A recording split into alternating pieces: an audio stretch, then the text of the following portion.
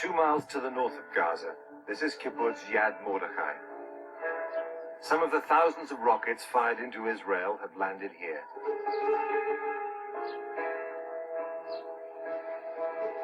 History is never far away. This kibbutz, or communal farm, was founded in the 1930s by Jews from Poland. They were Zionists who wanted to return to the biblical home of the Jews to make a state.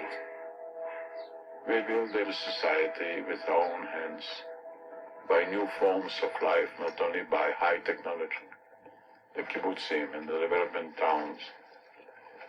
Those are forms of life that without it you cannot understand what Israel is. We developed the best agriculture maybe on earth. The Zionists had neighbors, Palestinian Arab farmers who'd been working the land for centuries. The relationship between the two was normal and reasonably friendly. It was after 1930, with the massive land purchases, with the massive immigration, that the Palestinians became aware that their existence was at stake.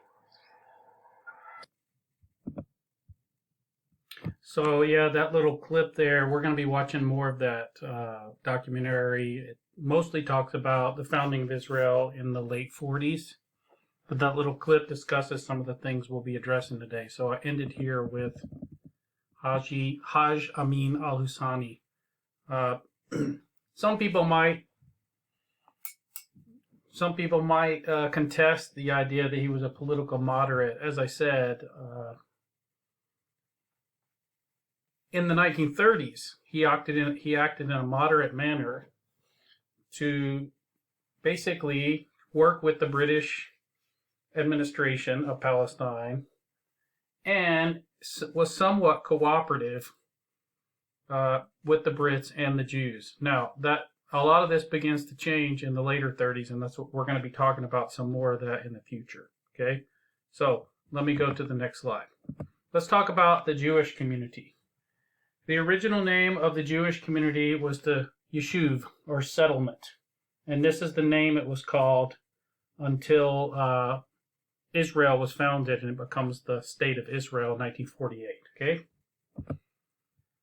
One of the things that the Jewish community had going for it, that was better than the Arabs, although the Arabs had a larger population, was that they were better organized. There's no doubt about that, and I'm going to talk about the organization here. And they had financial backing from Zionist groups in the West, both in Britain and the United States being the two biggest areas. Okay. There was no formally recognized Arab representatives that could present the Palestinian Arab case to the British administration and the High Commissioner that we talked about, right? And the Zionists had a better organization, and they had a formal organization to represent their interest.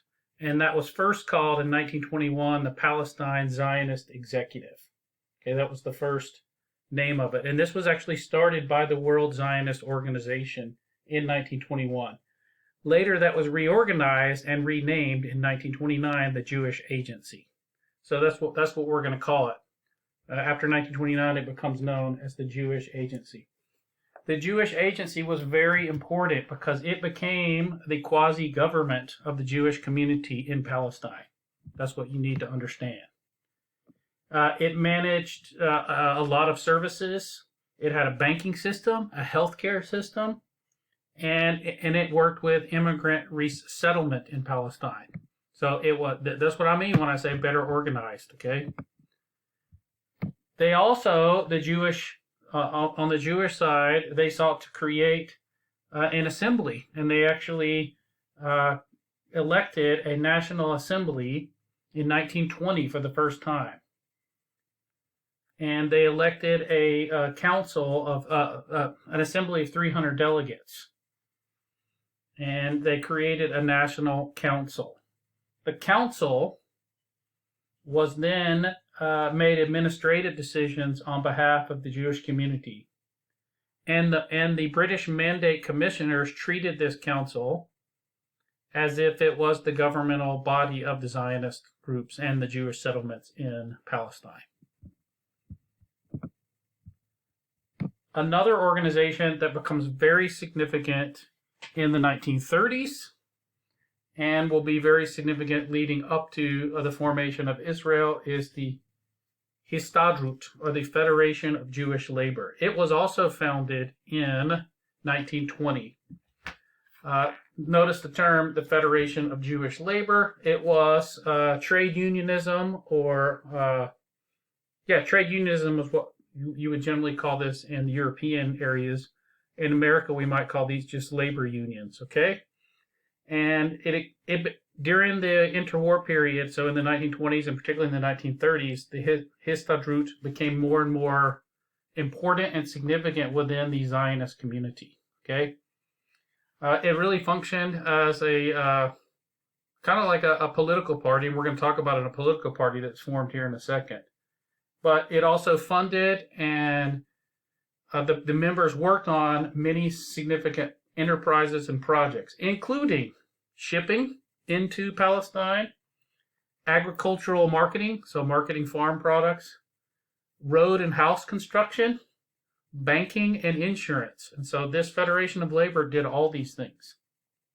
The Histadrut's goal was Jewish self-sufficiency in Palestine, that the Jews should produce all their own things, work as a community together, and therefore they boycotted, this is very important, they boycotted Arab workers and Arab products because they wanted to promote Jewish self-sufficiency.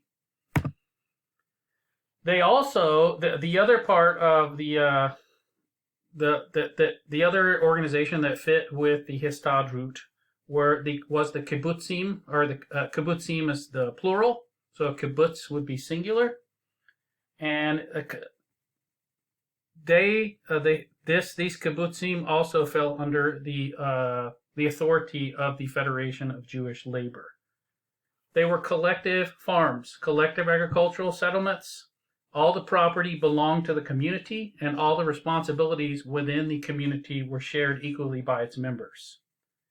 These kibbutzim became a symbol of the kind of moderate Jewish socialism that helped form the community, the Yishuv, that led to the foundation of Israel. Okay? They were a symbol of the communal order that the Zionists wanted to create in Palestine. And these two groups together, the Histadrut and the kibbutz, the movements that they represented were the ideal of Jewish rejuvenation. I can't say that word.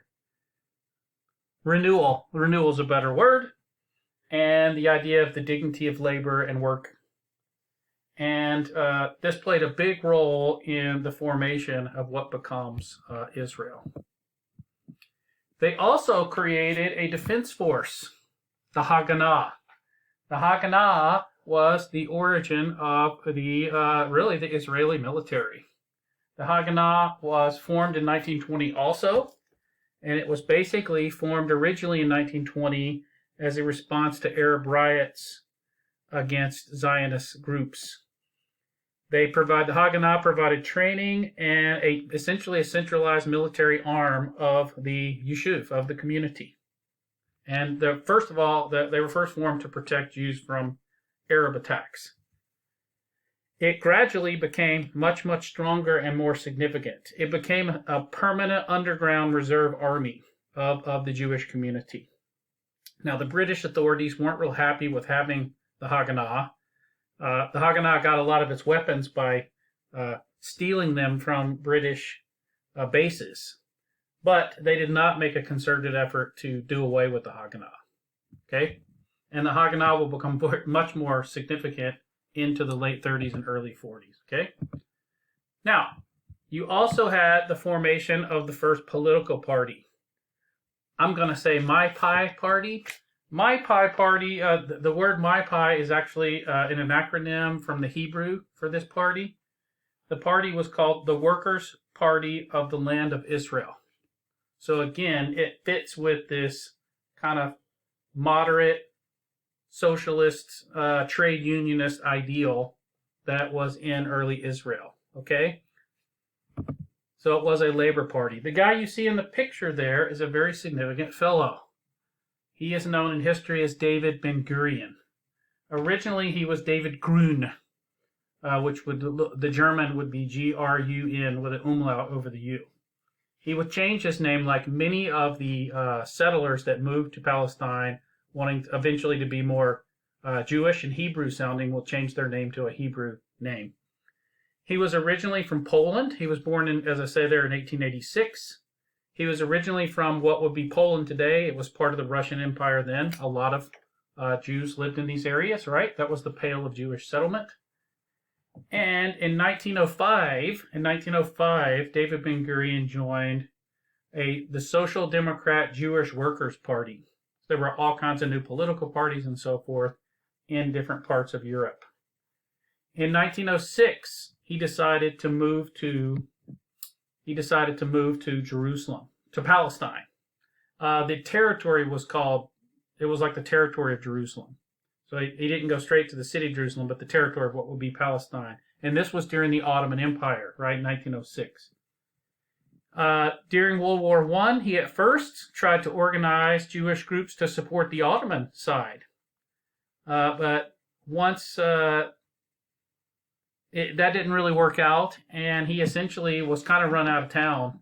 The Ottomans decided that a lot of these people with connections to European powers, particularly ones that might be fighting them, weren't good people to have around. So he actually left. He actually left Palestine and the Ottoman Empire and spent much of World War I in the United States. It was in the United States, in New York City, where he met his wife. And eventually, he will, after the war, or near the end of the war, return to Palestine. So he was a committed Zionist from early on, since the early 1900s. And he plays a huge role in the politics of the Yishuv and the politics of Israel, and especially the first 2 decades. In many ways, you could argue he is the founding father of Israel. Some people might see him that way, or one of the primary founders of Israel. He's the first. We'll see. He's the first prime minister of the state of Israel later. Let's see, anything else about him? He was a founding member of the Federation of Jewish Labor, the Histadrut, and so he was a very significant political actor. And in 1935, he very importantly became head of the Jewish Agency, as I mentioned there. He was very active in this political party, right here, and that political party and the Histadrut will have a lot of power in early Israel. As I said, he will later become the first prime minister of Israel, and that's him as a pretty young man there. We'll see him later too. Now, one of the things that helped the Zionist cause, of course, were Zionist support from Britain and the United States. The most influential contact was Chaim Weizmann, of course. Chaim Weizmann, the headquarters of the World Zionist Organization was moved to London in 1920, and Weizmann was its president for much of its existence. If he wasn't president, he was very much involved in that. And Weizmann had ready access to British politicians. Remember, he moved to Britain, became a citizen there, and had ready access to British politicians and journalists in Britain, and he was promoting the cause of Zionism during this time.